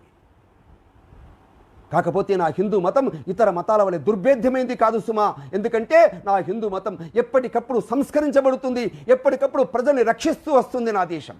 అందుకే ఎంతోమంది, వేలాది మంది సంఘ సంస్కర్తలు నా దేశంలో పుట్టారు. కాలానుగుణంగా నా యొక్క హిందూ మతంలో వస్తున్నటువంటి దోషాన్ని నిర్మూలిస్తూ ఒక నవీనమైనటువంటి, ఒక అమృత తుల్యమైనటువంటి భారత హిందూ ధర్మాన్ని ప్రపంచం ముందుంచారు. వివేకానందుడు ఎందుకు గొప్పవాడయ్యాడు? హిందూ మతం గురించి పుస్తకాలు చదివినందువల్ల కాదు, స్వయంగా సాధన చేశాడు, ప్రత్యక్ష అనుభూతిని పొందాడు, శాస్త్రీయమైనటువంటి వాటిని గ్రహించాడు, ఆత్మానుభూతిని పొందాడు. సాధు పరంపర అవిచ్ఛిన్నంగా ఇచ్చినటువంటి ధార్మిక జ్యోతిని అఖండంగా ప్రపంచానికి అందించాడు. స్వామి వివేకానంద అంటాడు, మీ కండలు బలంగా ఉంచుకోండి, అప్పుడు మీరు ఆర్థికంగా అభివృద్ధి సాధిస్తారు. మీ రక్తంలో సత్తు ఉందా, మీ నరాల్లో పటుత్వం ఉందా, ఇనుప కండరాలు, ఉక్కు నరాలు ఆ విధంగా మీకున్నాయా? ఉన్న మరుక్షణం భారతదేశం ఆ విధంగా భౌతికంగా, ఆధ్యాత్మికంగా ప్రగతి చెందుతుందని చెప్పేసి ఆశావాదం వ్యక్తం చేశాడు వివేకానంద. ఈ రోజున భారతదేశం ఎందుకు పతనం చెందుతుంది అంటే వివేకానందుడు చెప్పాడు, ఈ దేశంలో ఉండేటువంటి కోట్లాది మంది ప్రజలు, యువకులు తమేంటో, తమ దివ్యవత్వం ఏంటో గుర్తు తెచ్చుకోవట్లేదు, మర్చిపోయారు. గుడిసెల్లో నివసించేటువంటి కోట్లాది మంది నా దేశ ప్రజానీకానికి తమ యొక్క శక్తి, తమ యొక్క పౌరుషం అర్థం కావట్లేదు. ఈ దేశంలో పని పట్ల, ఈ దేశంలో శ్రమ పట్ల, పరిశ్రమ పట్ల ఆరాధన దృష్టితో ఉండి ఆ విధంగా నిలబడినట్లయితే రాబోయేటువంటి కాలం మన కాలమే అంటాడు. బంధము నుంచి, బానిసత్వం నుంచి, బాధల నుంచి తొలగిపోయి ఒక స్వేచ్ఛామయ జీవితం రాబోయేటువంటి రోజుల్లో రాబోతున్నదని చెప్పినటువంటి వ్యక్తి స్వామి వివేకానంద. అంటే వివేకానంద, నేను మానవ జాతికి సేవ చేయడం కోసమే అవతరించాను. సొంత ప్రజానీకం ఈ దేశంలో తనను సాధనంగా ప్రపంచ మార్పు కోసం కృషి చేసే వ్యక్తిగా నన్ను గుర్తించింది. నేను ప్రపంచమంతా తిరిగాను. ఏమండి, Swami Vivekananda Africa, Australia, Russia సమయం లేక వెళ్ళలేకపోయాడు. కానీ ప్రపంచమంతా తిరిగి వచ్చాడు. ప్రపంచాన్ని పీడించే సమస్యల గురించి ప్రగాఢమైన సానుభూతితో పరిశీలించాడు. తన మేధస్సుతో విశ్లేషించాడు. హార్వర్డ్ యూనివర్సిటీకి చెందినటువంటి ఒక మనస్తత్వ శాస్త్రవేత్త ప్రొఫెసర్ జేమ్స్ని కలిశాడు. స్కాట్లాండ్కి చెందినటువంటి ఒక సామాజిక శాస్త్రవేత్త పాట్రిన్ని కలిశాడు. ఇటాలియన్ సైంటిస్ట్ టెస్లాని కలిశాడు. బ్రిటిష్ సైంటిస్ట్ కెల్విన్ని కలిశాడు. కీల్ యూనివర్సిటీకి చెందినటువంటి ఒక సంస్కృత విద్వాంసుడు డ్యూసన్ని కలిశాడు. ఏమండి, సంస్కృతాన్ని అధ్యయనం చేసినటువంటి ఇండాలజిస్ట్ మాక్సిముల్లర్ని కలిశాడు. రష్యాని అరాచకవాదంతో ముందు ఎత్తినటువంటి కమ్యూనిస్టు నేత పీటర్ని కలిశాడు. ఏమండి, ఫ్రాన్స్కి చెందినటువంటి ఒక మతాధికారి లైసెన్ని కలిశాడు. సుప్రసిద్ధ నాస్తికవాది ఇంగర్సాల్ని కలిశాడు. అమెరికాలోకెల్లా, ప్రపంచంలోకెల్లా ధనికుడు రాక్ఫెల్లర్ని కలిశాడు. ఒకటి స్వామి వివేకానంద కేవలం పుస్తకాలు చదివినందువల్ల గొప్పవాడు కాలే. ప్రపంచంలో ఉండేటువంటి తత్వాల్ని, ప్రపంచంలో ఉండేటువంటి సమాకలన పరిస్థితులను తెలవడం కోసం ప్రపంచంలో ఉండేటువంటి విజ్ఞానవేత్తని, ప్రపంచంలో ఉండే తత్వవేత్తని, ప్రపంచంలో ముఖ్య వ్యక్తులను అందరినీ కలిశాడు. అందుకే స్వామి వివేకానంద అంటాడు, హిందువులు 4 గోడలకే పరిమితమయ్యారు అంటే స్వామీజీ ఒప్పుకోడు. అసలు ఇన్ని వేల సంవత్సరాలుగా ప్రపంచంలో భారతదేశం బ్రతికి ఉంది అంటే అర్థం ఏమిటి? బయటి ప్రపంచానికి భారతదేశం ప్రపంచానికి ఏదో ఇస్తూనే ఉంది అని చెప్పాడు స్వామి వివేకానంద. అందుకే దేశ నలుమూలలా చూడండి మనకు కనిపించే దేవాలయాలు, ఆ దేవాలయ నిర్మాణాలు, ఆ నిర్మాణ వెనుకాల ఉండేటువంటి పరిజ్ఞానం మనకేం తెలియజేస్తుంది? చరిత్ర తెలియజేస్తుంది, విజ్ఞానం తెలియజేస్తుంది, చైతన్య భారతాన్ని గుర్తు చేస్తుంది అంటాడు స్వామి వివేకానంద. ఏమండి, ప్రపంచంలో గ్రీసు దేశం లేనేలేదు, అస్తిత్వమే లేనప్పుడు, అసలు రోమ్ అనేటువంటి పదమును ఉచ్చరించని స్థితిలో, రోమ్ గురించి ఆలోచించలేనప్పుడు, నేడు కనిపిస్తున్నటువంటి యూరోప్ ఖండం ఉందే, ఆ యూరోప్ ఖండాల యొక్క పూర్వీకులు అందరూ కూడా అడవుల్లో జీవిస్తూ శరీరానికి నీలి రంగులు పూసుకుని తిరుగుతున్నప్పుడు ఈ దేశం నాగరికతతో వెల్లివిరిసింది. భూమి అంతటా తూర్పు, పడమర, ఉత్తర, దక్షిణ దేశాల్లో వ్యాపించినటువంటి సత్వశాస్త్రం, వాటి కిరటాల వెనుక ఏముందండి? భారతదేశము నడిపించినటువంటి ఆ సముద్రపు యొక్క అలలే, ఆ సముద్రపు యొక్క తరంగాలే, ఆ కిరటాలే తత్వశాస్త్రంతో ప్రపంచమంతా నింపింది. కాకపోతే నా దేశంలో ఆంగ్లేయుల కాలంలో అంతర్యుద్ధాలు జరిగాయి, దండయాత్రలు జరిగాయి. సుమారుగా 17 లక్షల కోట్ల పౌండ్లు నా దేశం నుంచి ఇంగ్లీషు వాళ్ళు దోచుకుని పోయారు. 25 కోట్ల ప్రజల గొంతుకులపై ఆంగ్లేయులు పాదాలు మోపారు. దేశంలో బీభత్సాన్ని సృష్టించారు, స్త్రీలను చెరిచారు, పురుషుల్ని చంపివేశారు. మా భూములు కబలించబడ్డాయి. బైబిల్ పేరుతో నా దేశంలో పాఠాలు బోధించడం మొదలుపెట్టారు. బైనెట్లతో మా తలల్ని కాల్చారు. బ్రాంతి పేరుతో నా దేశ యువతి యువకుల్ని ఆ విధంగా బానిసలుగా అలవాటు చేశారు. మా సంపదని కోట్లకు కోట్లు ఎత్తుకుని పోయారు. ఒకటి స్వామి వివేకానందుడు కనిపిస్తున్నటువంటి ఈ పరిస్థితులను చూసి, నా భారతదేశము ప్రపంచంలో ఒక గొప్ప దేశంగా మలచడం యొక్క అవసరం, ఈ దేశంలో యువతి యువకులు బానిసత్వం నుంచి శక్తివంతులైనటువంటి యువతి యువకులుగా తీర్చిదిద్దడం కోసం ప్రయత్నం చేశాడు. అందుకే అతని ప్రసంగాలు వింటే కరెంటు షాక్ గురవుతాం. స్వామి వివేకానందుడు ఇంగ్లాండ్లో, అమెరికాలో మాట్లాడుతున్నప్పుడు, అతను మాట్లాడిన తర్వాత, అతని ప్రసంగాలు విన్న తర్వాత ఇళ్లకు వెళ్ళి నిద్రలేని రాత్రులు గడిపినటువంటి వాళ్ళు వందలాది మంది ఉన్నారు. స్వామి వివేకానందుని ప్రకటనలో, స్వామి వివేకానందుని ఉపన్యాసంలో కపటము లేదండి, నటన లేదండి. అతను సూటిగా శ్రోతల హృదయాల్లోకి చొచ్చుకుపోయేటువంటి మాటలు పలికాడు. గద్యం, పద్యం, ప్రసంగం, రచన అన్నింటి యొక్క ప్రభావం ఉపయోగపడింది. స్వామి వివేకానంద ప్రజలతో జీవించాడు. తన కుటుంబ సభ్యులతో సత్సంబంధాలు పెట్టుకున్నాడు. స్వేచ్ఛతో, ఉదార వైఖరితో కూడిన వాతావరణంలో పెరిగాడు. మొదట హిందూ దేవుళ్ళపైన అవిశ్వాసం ఉండేది. కానీ నరేంద్రుడు ఒకసారి స్వామి వివేకానందుడిగా ఆ విధంగా అవతరించడానికి ప్రేరణిచ్చినటువంటి రామకృష్ణ పరమహంస శరణు చొచ్చిన తర్వాత అతను నిజమైనటువంటి వ్యక్తిగా, సమాజంలో ఒక ఉదారమైనటువంటి వ్యక్తిగా, భగవంతుని నమ్మేటువంటి వ్యక్తిగా, భగవంతుని చూసినటువంటి వ్యక్తిగా గొప్పవాడయ్యాడు స్వామి వివేకానందుడు. వివేకానందుడు 30 ఏళ్ల వయస్సులోనే ఒక సుప్రసిద్ధ చికాగో ప్రసంగానికి రంగప్రవేశం చేశాడు. భారతదేశం ఎప్పుడు ఊహించలేదండి, ఒక సన్యాసి, హిందూ సన్యాసి కాషాయాంబరాలు ధరించి హిందూ మతానికి ప్రాతినిధ్యం వహించేటువంటి ఒక సంఘటన మీరు ఊహించగలమా? ఎందుకు వెళ్ళాడు చికాగో?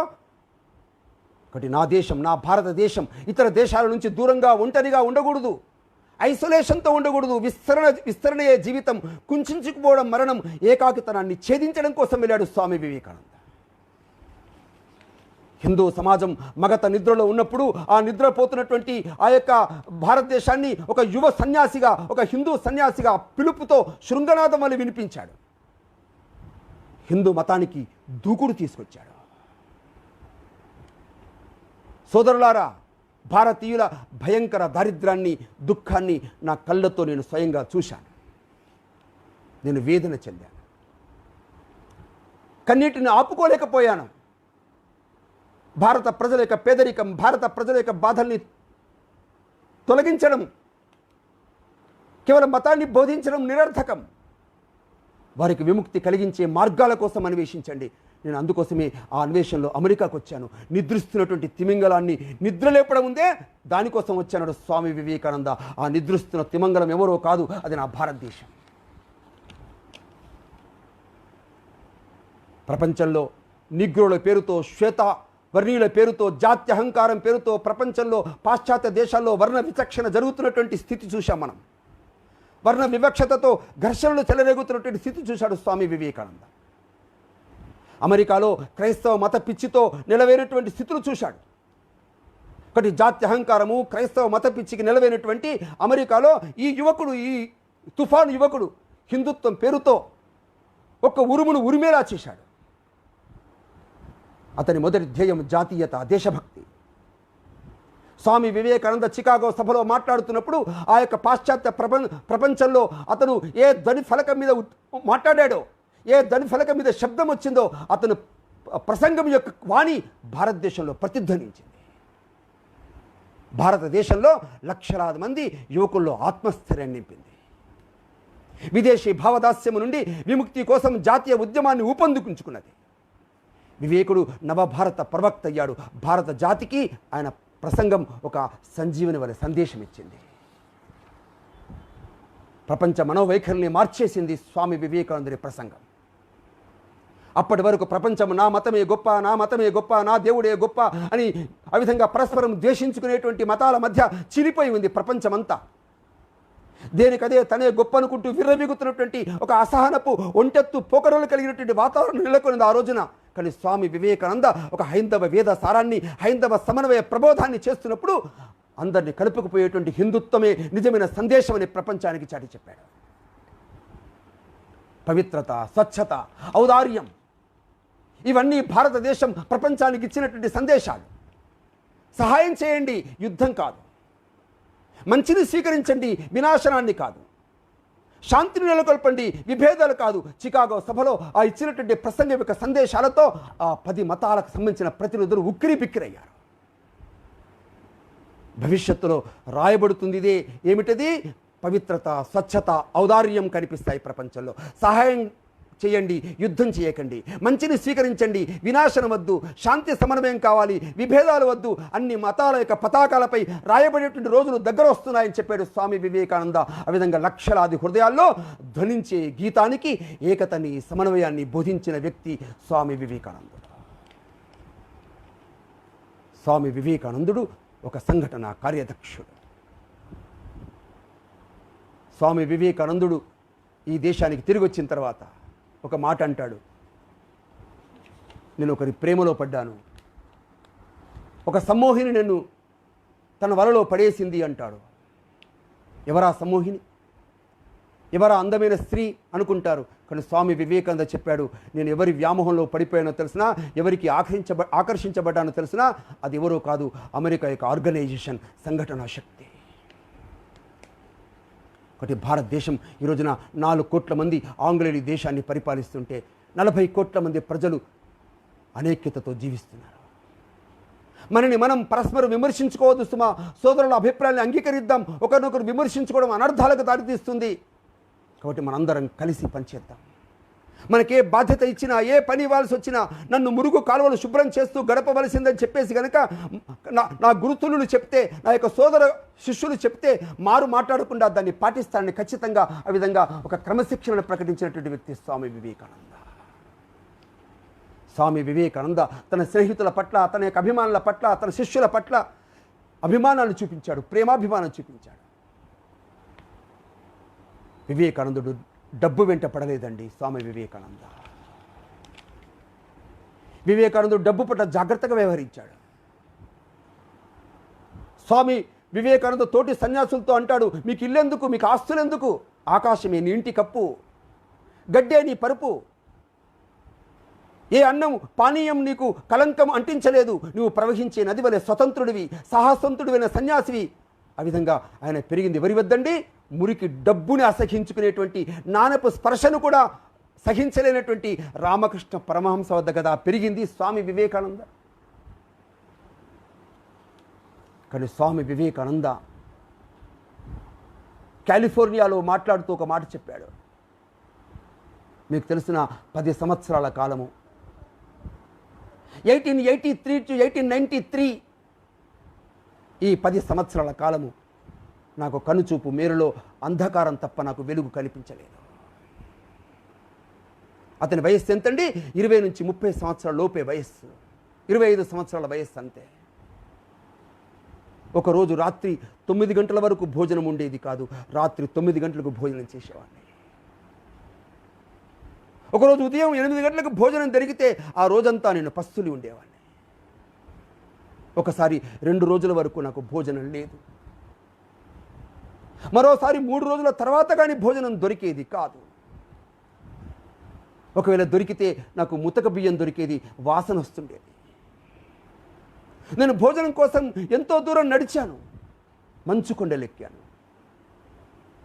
10 మైళ్ళ వరకు ఆ విధంగా కఠినమైనటువంటి పర్వతాలు ఎక్కాల్సి వచ్చింది భోజనం కోసం. భారతదేశంలో నిల్వ చేసినటువంటి 30 రోజులు నిల్వ చేసిన ఎండు రొట్టెలు ఇచ్చారు. ఇటుకల కంటే గట్టిగా ఉన్నాయి ఆ రొట్టెలు. అవి తింటే నోట్లో నుంచి రక్తం వస్తుంది. నీళ్ళలో నానపెట్టుకొని తిన్నాను. నా యొక్క దేహం పైన ప్రభావం చూపింది. మిత్రులారా, స్వామి వివేకానంద కార్యదక్షుడై ఏ లక్ష్యం కోసం జీవించాడో ఆ లక్ష్యంలో ఎన్నో రకాల బాధలను అనుభవించాడు. రాజభవనాల్లో కూడా నివసించుండొచ్చు, కానీ భిక్షుల యొక్క గుడిసెల్లో కూడా జీవించాడు. అందుకే మనకు పద్యంలో చెప్తారు, స్వామి వివేకానందుడు ఎటువంటి కార్యసాధకుడు. ఒకచో నేలను పవలించు, ఒకచో నొప్పారు పూసెజ్జపై, ఒకచో శాకములారగించు,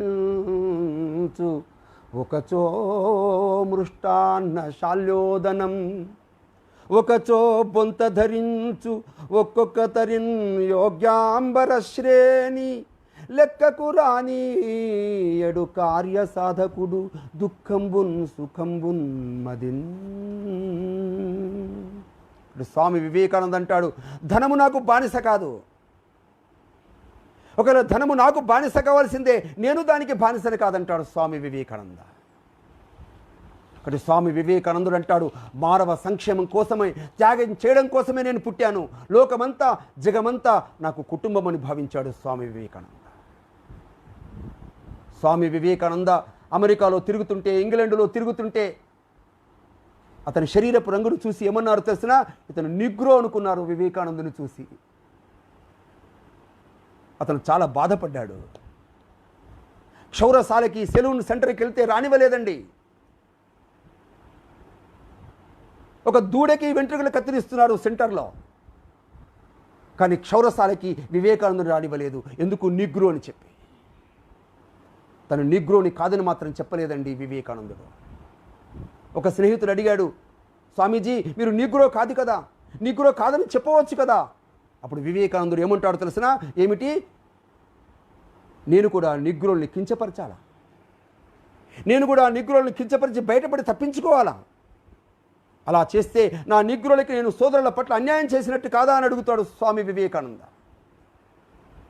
ఒక ఉత్సవంలో, ఒక కార్యక్రమంలో స్వామి వివేకానంద దగ్గరికి వచ్చిన ఒక నిగ్రో కూలివాడు స్వామీజీతో సేకండిస్తూ ఏమన్నాడు తెలిసిన, మా నిగ్రో వంశంలో ఒక గొప్పవాడు ఉద్భవించాడు, నేను గర్వపడుతున్నాను అని సేకండిస్తే థ్యాంక్ యూ అన్నాడు తప్ప నేను నిగ్రోని కాదని చెప్పలేదండి. అందుకే రంగుతో సంబంధం లేకుండా, నలుపుతో సంబంధం లేకుండా ఆత్మీయతని, ఏకత్వాన్ని ఆచరించి చూపించిన మహనీయుడు స్వామి వివేకానంద. వివాహం చేసుకోకుండా బ్రహ్మచారిగా ప్రపంచంలో తిరిగాడు. స్త్రీ అంటే స్వామికి ఒక జగన్మాత గుర్తొస్తుంది, జగన్మాత కనిపిస్తుంది. అది తన చిన్నతనంలో తన తల్లి నేర్పిన సంస్కారం.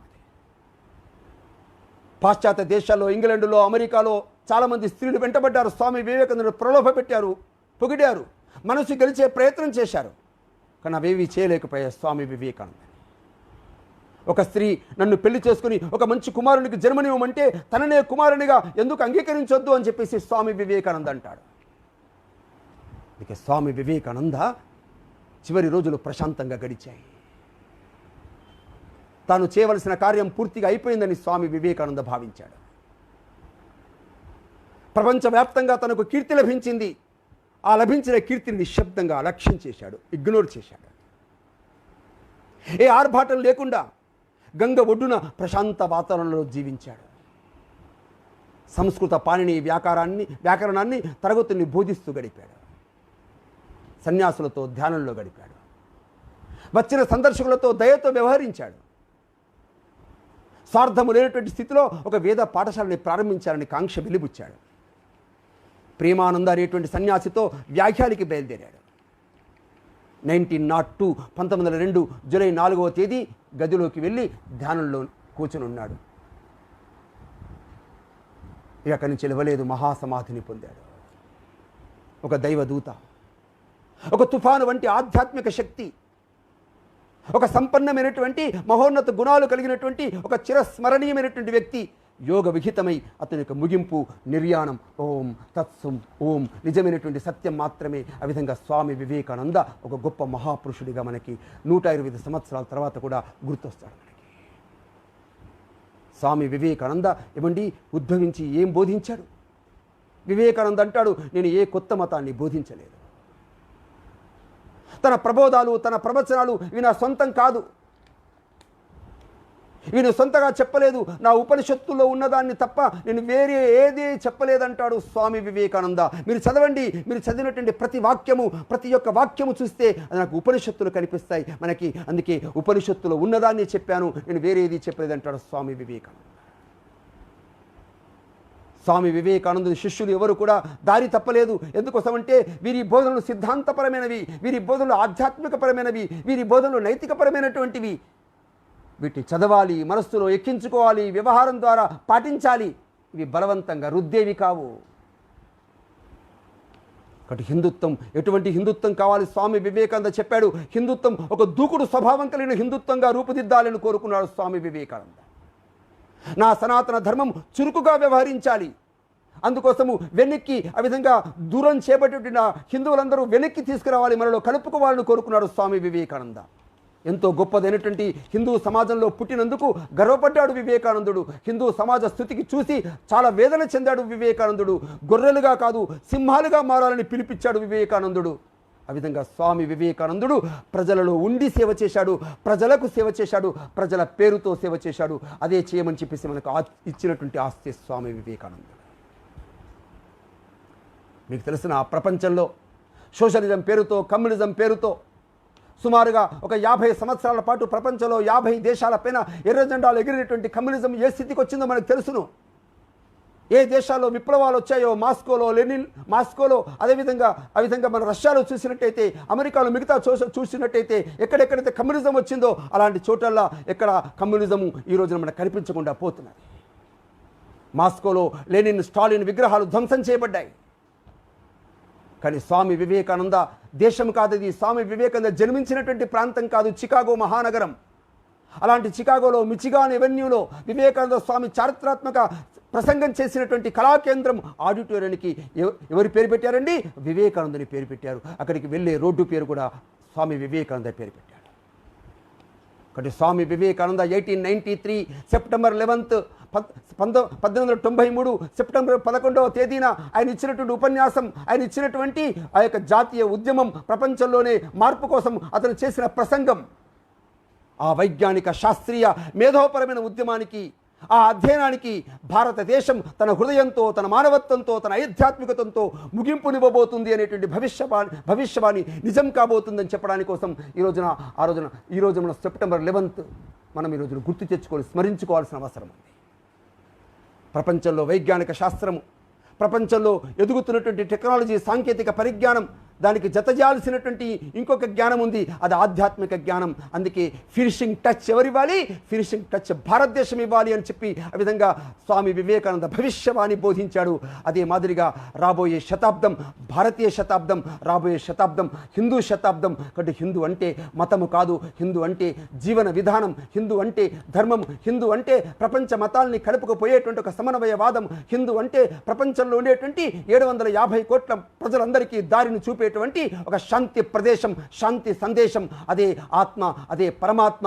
ఇదే జీవనాదర్శాన్ని ప్రపంచానికి బోధించినటువంటి స్వామి వివేకానంద నుంచి ప్రేరణ పొందుదాం, స్ఫూర్తిని పొందుదాం. కాబట్టి నా దేశభక్తి అంటే కేవలం సంకుచితమేందుకు కాదు సుమా. ప్రపంచంలో ఉండేటువంటి యొక్క భారత మాత అంటే అర్థము, ప్రపంచంలో భూమిని కూడా మనం భూమాత అని పిలుస్తాం, ఆ విధంగా విశ్వమాతగా పిలుస్తాం. కాబట్టి స్వామి వివేకానందునికి జగజ్జనని కనిపించింది. విధంగా ఆ జగజ్జనని స్వామి వివేకానందుని ఏ విధంగా నడిపించిందో ఈ రోజున అదే ఆదిశక్తి, పరాశక్తి జగజ్జనని మనం ముందుకు నడిపించాలి. మన భారతదేశాన్ని భవిష్యత్ భారతం ప్రపంచంలోకి ఉన్నతమైనటువంటి వైభవ దేశంగా, ఒక జననిగా రూపొందడం కోసం మనందరం ప్రయత్నం చేద్దామని చెప్పేసి ఆశిస్తూ నా యొక్క ప్రసంగాన్ని ఇంతటితో విరమిస్తున్నాను. జై భారత్.